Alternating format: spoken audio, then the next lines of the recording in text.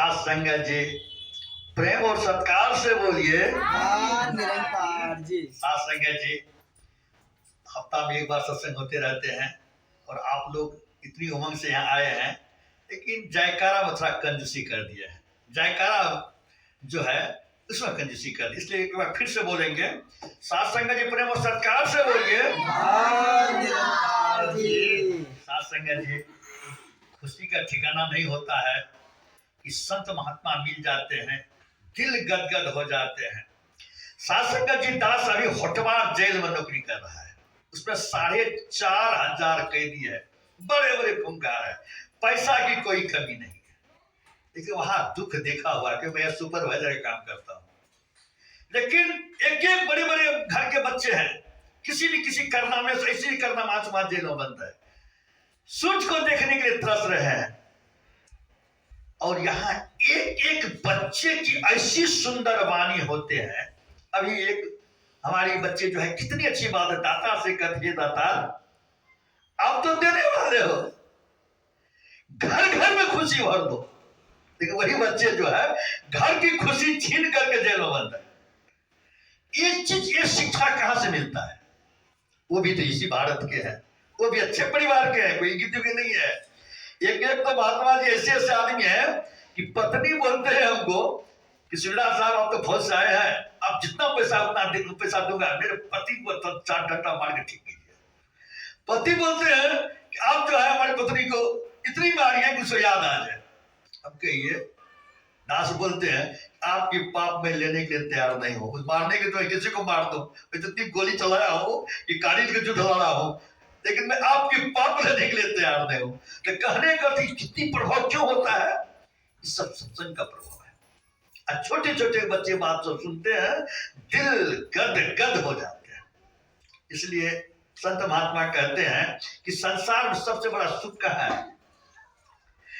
7 स्वर्ग अपवर्ग सुख धैर्य तुलायक तुलनताहि सकल मिली जो सुख लभ सत्संग। संसार में दास बहुत जगह भ्रमण किए हैं, बहुत जगह देखे हैं, करीब 38 साल घूम ही रहे हैं, लेकिन एक चीज जज में देखा हूं कि सबसे बड़ा सुख जो है इसी जगह है। इससे बड़ा सुख कोई नहीं है। देखने के लिए कुछ हो जाए, संत महात्मा कहते हैं कि 7 स्वर्ग के सुख को अगर तराजू में किसी एक पलड़े पर रख दिया जाए और सत्संग के एक पल में जो सुख होता है उस सुख को अगर एक पलड़े पर रख दिया जाए, तुलनताहि सकल मिली, क्योंकि बराबर नहीं हो सकता है। कौन पलड़ा भारी होगा? जो सुख लभ सत्संग, एक पल का जो सुख है सत्संग का, वो बहुत भारी हो जाते हैं। सात संगत जी, आप सभी जानते हैं कि तुलसीदास जी जो है इतने बड़े महात्मा थे, इतने बड़े कवि थे कि आज तक जो सब वर्णन किया है, जितने चीज का जो महात्मा, जितने भी देवी देवता किन्नर राक्षस जलचर थलचर नभचर जितने भी जीव है, जो भी संसार में है, सबका वर्णन किया है। इतना बड़ा वर्णन आज तक कोई कवि नहीं किया है, 36 पेज में वर्णन किया है। लेकिन जब सत्संग के बारे में आए थे तो वहां बोलते हैं कि मैं इसका वर्णन नहीं कर सकता, और वर्णन करूंगा तो कोई छोटा वर्णन करूंगा। कैसे? कहते हैं विधि हरि हरि कभी कभी दबानी कहत साधु महिमा सकुचानी। तुलसीदास जी कहते हैं सब जगह वर्णन किया है, जितना देवी देवता, जितना किन्नर राक्षस जलचर थलचर नभचर सबका किया है, लेकिन सत्संग के बारे में आकर के रुक गया।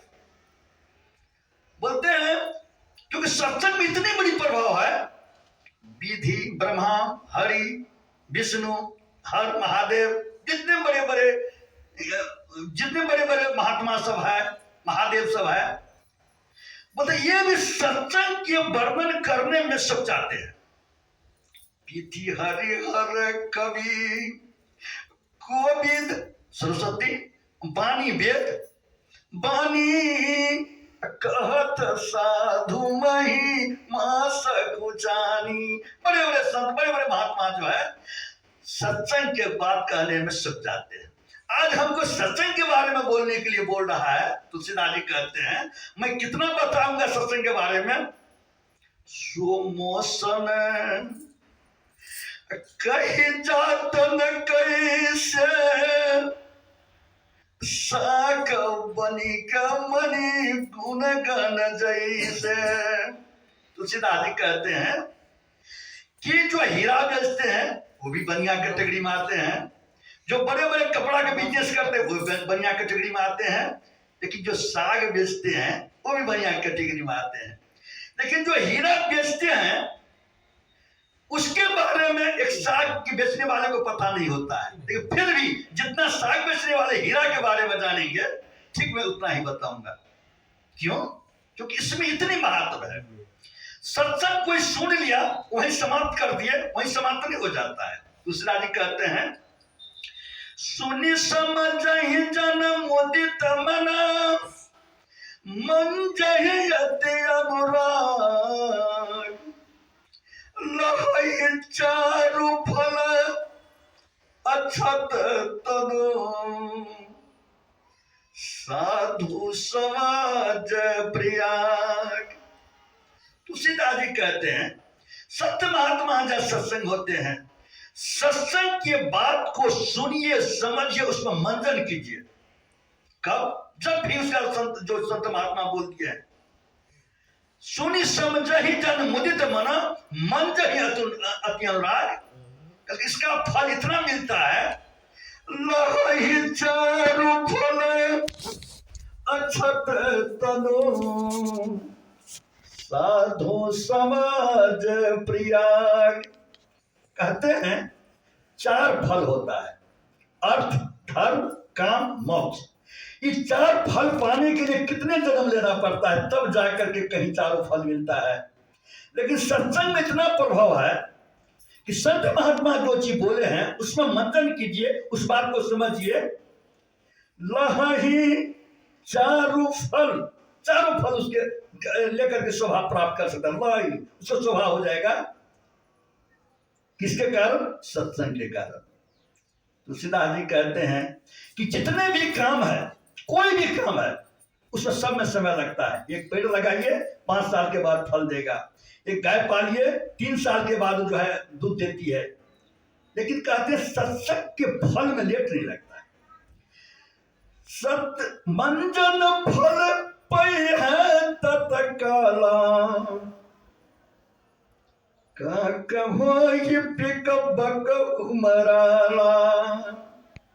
सत्संग का फल ऐसा है, आप कितने भी स्वभाव के क्यों नहीं है, बारंबार सत्संग में जाइए तो जिस तरह कौवा काला होता है और कोयल वो भी काले होते हैं, कौवा जो है कोयल हो जाते हैं।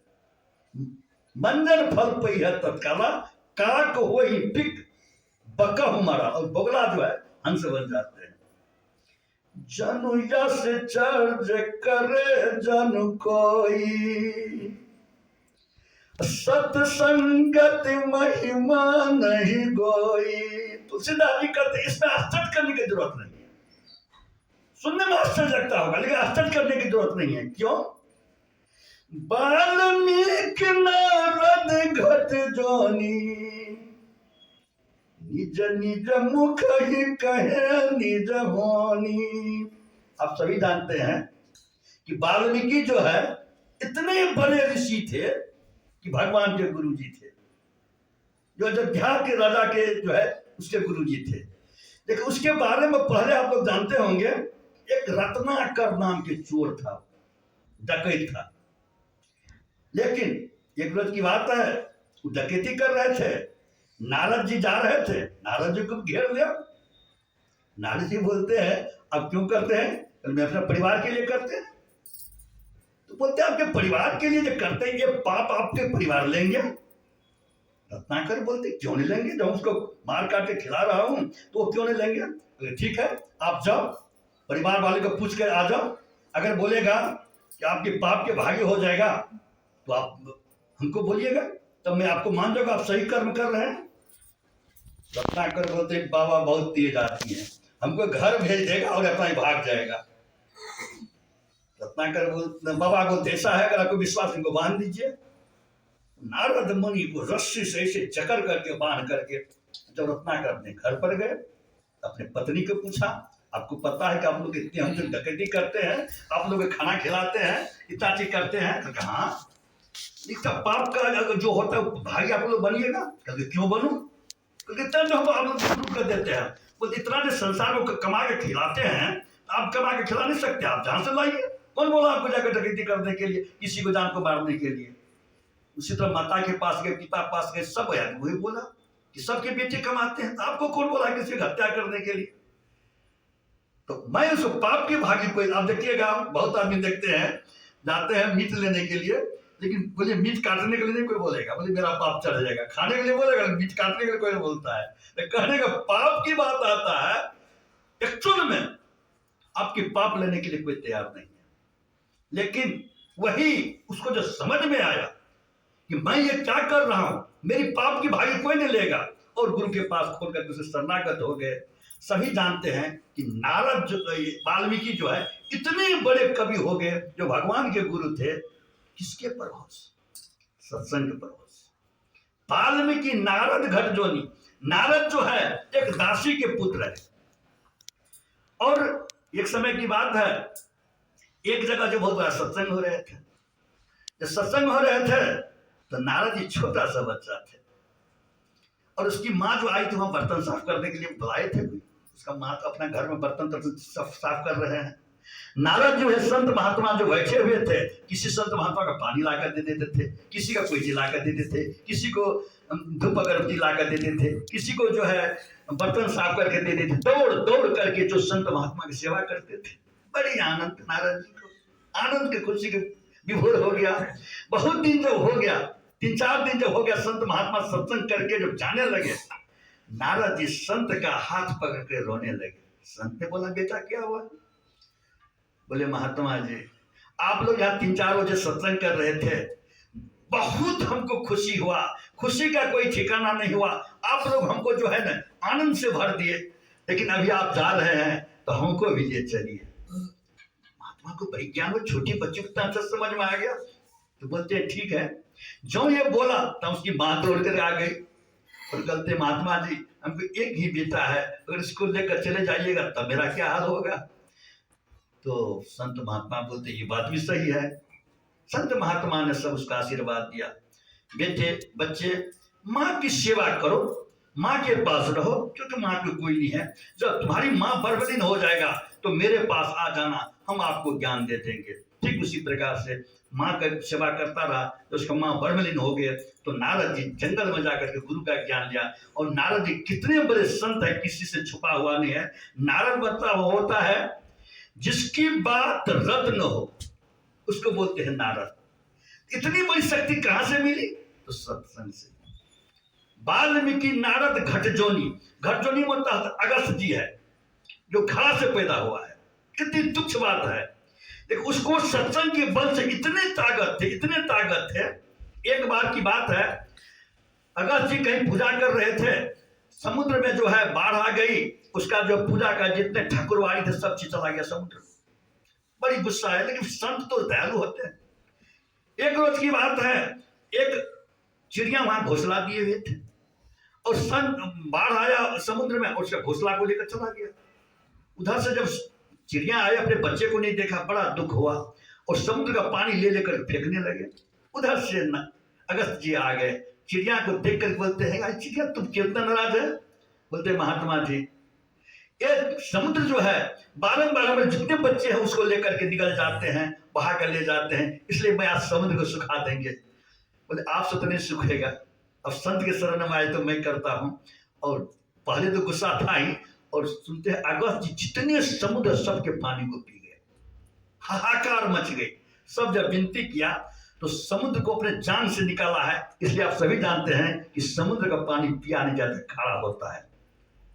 ये इतनी चमत्कार कौन किया है? सत्संग के प्रभाव से हुआ है। कहने का भाव जो है, बड़े भाग से सत्संग मिलते हैं, और ये जो सुख है आपके किसी न किसी जन्म में जो है आपको देगा। जो आदमी को समय निकाल करके सत्संग में आ जाते हैं, सत्संग का लाभ ले लेते हैं, इससे बड़ी लाभ कोई नहीं हो सकता है। सत्संग के प्रेम और सत्कार से बोलिए निरंकार जी।